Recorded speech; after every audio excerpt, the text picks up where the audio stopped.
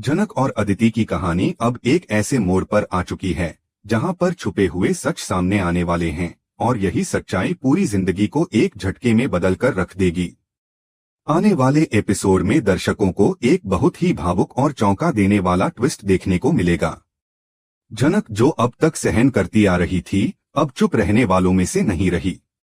इस बार उसने ठान लिया है कि जो भी गलतफहमियां सालों से उसके खिलाफ बनती आ रही हैं, उन्हें अब खत्म कर दिया जाएगा। खासकर अदिति के बार बार ताने, उसके व्यंग्य और उसके अपनाने से इनकार को अब और बर्दाश्त नहीं किया जा सकता। जनक का आत्मविश्वास अब खुलकर सामने आने वाला है। शुरुआत होती है उस दिन से जब जनक को एक बार फिर सबके सामने नीचा दिखाने की कोशिश की जाती है। अदिति जो हमेशा से उसे इस घर से निकाल बाहर करने की फिराक में रहती है, उसे बेइज्जत करने का कोई मौका नहीं छोड़ती।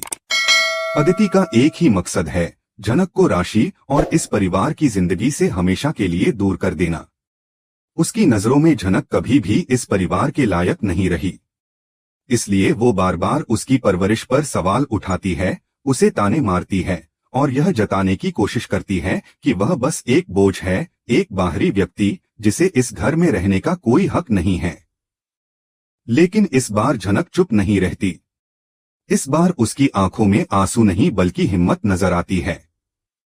वह ठान लेती है कि अब जो भी झूठ इतने सालों से पल रहा है, उसे सामने लाकर ही दम लेगी। अदिति के सामने खड़ी होकर वह शांत लेकिन मजबूत आवाज में कहती है, बहुत हो गया अदिति दीदी। आज आप जिस औरत की परवरिश पर सवाल उठा रही हैं, शायद आपको याद नहीं, लेकिन उस औरत ने ही आपकी परवरिश की थी। जब आपको आपके अपने माँ बाबा ने अपनाने से मना कर दिया था, तब उसी औरत ने आपको अपनी गोद में लिया, आपको खाना खिलाया, आपको प्यार दिया। अदिति यह सुनकर एकदम स्तब्ध रह जाती है। उसके चेहरे से रंग उड़ जाता है। एक पल के लिए वह कुछ कह नहीं पाती। उसके पैरों तले जमीन खिसक जाती है। कमरा एकदम सन्नाटे में डूब जाता है। हर कोई जनक की ओर देखने लगता है। उस जनक की ओर जो अब तक शांत थी, सहनशील थी, लेकिन आज उसकी आंखों में सच्चाई की चमक है। वह अब सिर्फ सवालों के जवाब नहीं दे रही, बल्कि सालों से दबे हुए सच को दुनिया के सामने ला रही है। जनक आगे कहती है, आपने हमेशा मुझे नीचा दिखाया, मुझे पराया समझा और मेरी मां को अपमानित किया। लेकिन सच्चाई यह है कि हम दोनों एक ही मिट्टी में पले बढ़े हैं। आप जिस परवरिश पर सवाल उठा रही हैं, उसी परवरिश में आपका भी बचपन बीता है। मेरी मां ने ही आपको भी उस समय अपनाया था जब कोई और आपके साथ नहीं था। यह सुनकर अदिति की आंखों से आंसू छलक पड़ते हैं। उसे खुद पर शर्म आने लगती है। वह उन बीते पलों को याद करने की कोशिश करती है, लेकिन शायद समय की धूल ने उन यादों को धुंधला कर दिया है। इस रहस्य से पर्दा हटते ही पूरे घर का माहौल बदल जाता है। हर कोई हैरान है कि यह सच्चाई इतने सालों तक छुपी कैसे रही। लेकिन जनक अब भी रुकी नहीं है। वह आगे कहती है, मैंने हमेशा आपका सम्मान किया, आपकी हर बात को चुपचाप सहा। लेकिन अब और नहीं। अब मैं खुद के लिए खड़ी हो रही हूँ, अपनी माँ के सम्मान के लिए खड़ी हो रही हूँ। आपने मुझे कभी अपनाया नहीं, लेकिन फिर भी मैं आज आपको कोई दोष नहीं दे रही, क्योंकि मुझे पता है कि जो सच्चाई आप नहीं जानती थीं, अब वो आपके सामने है। उसकी बातें सुनकर पूरे परिवार की आंखें भर आती हैं। राशि जो हमेशा से जनक के करीब रही है, उसे गले से लगाती है। और वहीं अदिति जो अब तक जनक को बाहर करने की साजिश रच रही थी, खुद अपनी गलतफहमियों से जूझती नजर आती है। उसे समझ आता है कि वह कितनी बड़ी गलती कर चुकी है और जनक को जो दर्द उसने दिए, वह उसकी मां को भी चुपचाप झेलने पड़े थे। यह मोड़ न सिर्फ जनक के लिए बल्कि पूरे परिवार के लिए एक आईने की तरह है। यह उन सभी रिश्तों को नए सिरे से परिभाषित करता है जो अब तक सिर्फ झूठ और भ्रम पर टिके थे। जनक का यह साहसिक कदम उसे एक नई पहचान दिलाता है, न केवल एक मजबूत और आत्मनिर्भर महिला के रूप में, बल्कि एक ऐसी बेटी के रूप में जिसने अपनी मां के सम्मान के लिए दुनिया से लड़ने का हौसला दिखाया। अब अदिति के सामने दो रास्ते हैं, या तो वह इस सच्चाई को स्वीकार कर अपने किए पर पछतावा करे और झनक से माफी मांगे, या फिर अपने अहंकार में डूबी रहकर सब कुछ खो दे। लेकिन एक बात तय है, झनक अब कमजोर नहीं रही।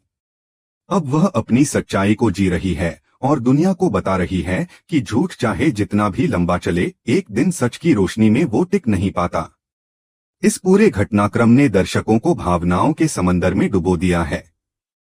यह कहानी सिर्फ एक टीवी सीरियल की नहीं, बल्कि उन अनकही सच्चाइयों की है जो समाज में कई रिश्तों के पीछे छुपी रहती हैं। झनक की ये लड़ाई सिर्फ उसके लिए नहीं, बल्कि उन सभी के लिए एक प्रेरणा है जो चुपचाप अन्याय सहते हैं, लेकिन एक दिन अपने आत्मसम्मान के लिए आवाज उठाते हैं। आपको याद होगा गांव का वो छोटा सा घर, वो मिट्टी से बना आंगन और वो नीम का बड़ा सा पेड़ जिसके नीचे आपने बचपन के सबसे मासूम पल बिताए थे। वहीं पर आप घंटों खेला करती थीं, मिट्टी से खेलती थीं, पत्तियों से गुड़िया बनाती थीं और बेफिक्र हंसा करती थीं। शायद उस वक्त आपको यह एहसास नहीं रहा होगा कि वो घर, वो गांव और वो लोग सिर्फ आपके नहीं, मेरे भी थे। क्योंकि वो मेरा भी बचपन था, वही नीम का पेड़ मेरी भी छांव था, और सबसे बढ़कर वही घर मेरी माँ का था। आपने जिन पलों को खेल समझकर जिया, वो मेरे लिए जिंदगी की सबसे अनमोल यादें थीं। क्योंकि उन्हीं 5 सालों में मेरी माँ ने आपको सिर्फ अपने घर में नहीं, अपने दिल में जगह दी थी। आपको अपने बच्चों से ज्यादा सहेज कर रखा था। आपकी भूख प्यास से पहले आपकी मुस्कान की फिक्र की थी। झनक की आवाज में उस दिन अजीब सी दृढ़ता थी। वह न तो गुस्से में थी, न ही किसी से कोई हिसाब मांग रही थी। वह बस सच को सामने रखने आई थी, ताकि अब किसी भी रिश्ते की नींव झूठ पर न टिकी रहे। उसने अपनी जेब से एक पुरानी, कुछ मुड़ी हुई तस्वीर निकाली और चुपचाप अदिति के सामने रख दी। एक पल के लिए कमरे में सन्नाटा छा गया। सभी की निगाहें उस छोटे से कागज के टुकड़े पर टिक गईं, जो अब झूठ और सच्चाई के बीच की अंतिम दीवार को गिराने वाला था। अदिति ने जैसे ही उस तस्वीर को उठाकर देखा, उसका चेहरा बदल गया। उसकी आंखें भर आईं। उसमें एक छोटी सी लड़की थी, खुद अदिति, जो झनक की मां अर्शी की गोद में बैठी थी, मुस्कुरा रही थी। उस मुस्कान में कोई बनावट नहीं थी, कोई झिझक नहीं थी। वो एक मासूम बच्ची थी जिसे शायद उस वक्त ये भी नहीं पता था कि सामने बैठी महिला उसकी मां नहीं है। लेकिन फिर भी उसने उसे मां से भी बढ़कर प्यार दिया था। वो तस्वीर जैसे अदिति के भीतर सालों से दबी यादों को झकझोर देती है। उसके चेहरे पर पछतावे की परछाइयां उतरने लगती हैं। उसके हाथ से फोटो लगभग गिर ही जाती है और वह धीरे धीरे बैठ जाती है। उसकी आंखों से आंसू बहने लगते हैं। उसे यह यकीन करना मुश्किल हो रहा है कि उसके अपने माँ और बाबा ने उससे यह सच्चाई इतने वर्षों तक छिपाए रखी। कैसे उन्होंने यह नहीं बताया कि जिन पलों को उसने खुशियों की झलक समझा, वे किसी और की ममता की परछाई थे। झनक वहीं खड़ी रहती है, लेकिन उसके चेहरे पर किसी तरह का गुस्सा नहीं होता। उसकी आंखों में सिर्फ एक दर्द होता है, एक ऐसी चुप्पी जिसमें एक बेटी के वर्षों की पीड़ा, अपमान और तिरस्कार छिपे होते हैं। लेकिन आज वह उस चुप्पी को शब्दों में ढाल रही थी। वह कहती है, मैंने कभी नहीं चाहा कि आपको नीचा दिखाऊं या आपको चोट पहुंचाऊं, दीदी। लेकिन आज सच सामने आना जरूरी था। आपने मेरी मां को सिर्फ मेरी पहचान से जोड़ा, लेकिन वो आपकी जिंदगी का भी हिस्सा थी। आपने हमेशा मुझे पराया समझा, मेरी परवरिश पर सवाल उठाए, मुझे इस परिवार के लायक नहीं समझा। लेकिन आप यह भूल गईं कि मैं उसी ममता की छाया में पली हूं, जिसमें आपने भी शरण ली थी। घर के बाकी सदस्य भी यह सुनकर स्तब्ध रह जाते हैं। वे एक दूसरे की तरफ देखने लगते हैं, जैसे किसी भारी अपराध का बोझ उनके कंधों पर आन पड़ा हो। अदिति के पिता के चेहरे पर पश्चाताप साफ झलकने लगता है। उन्होंने भी अब तक यह सच अपनी बेटी से छिपाए रखा था, शायद इस डर से कि वह सच्चाई जानकर टूट जाएगी, या इसलिए कि समाज की नजरों में कुछ रिश्ते बस रख लिए जाते हैं, स्वीकार नहीं किए जाते। लेकिन आज जब यह सच सामने है, तो उनकी खामोशी उनके अपराध को और बड़ा बना रही है। झनक अपनी बात पूरी करती है, मैंने आपकी नफरत झेली, आपके तानों को सहा, लेकिन कभी पलटकर कुछ नहीं कहा। क्योंकि मुझे यकीन था कि एक दिन सच खुद अपनी जगह बनाएगा। आज मैं सिर्फ अपनी माँ के सम्मान के लिए खड़ी हूँ। उन्होंने मुझे सिखाया था कि सच्चाई से कभी मत डरना, और आज वही सच्चाई आपके सामने है।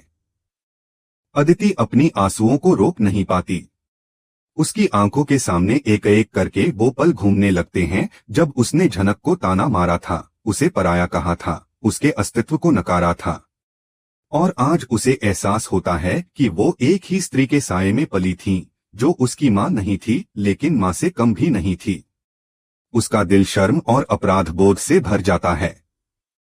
वो सोच में पड़ जाती है कि क्यों उसने हमेशा झनक को नीचा दिखाया, क्यों उसे अपनाने से इनकार किया। कमरे की हवा बदल चुकी थी।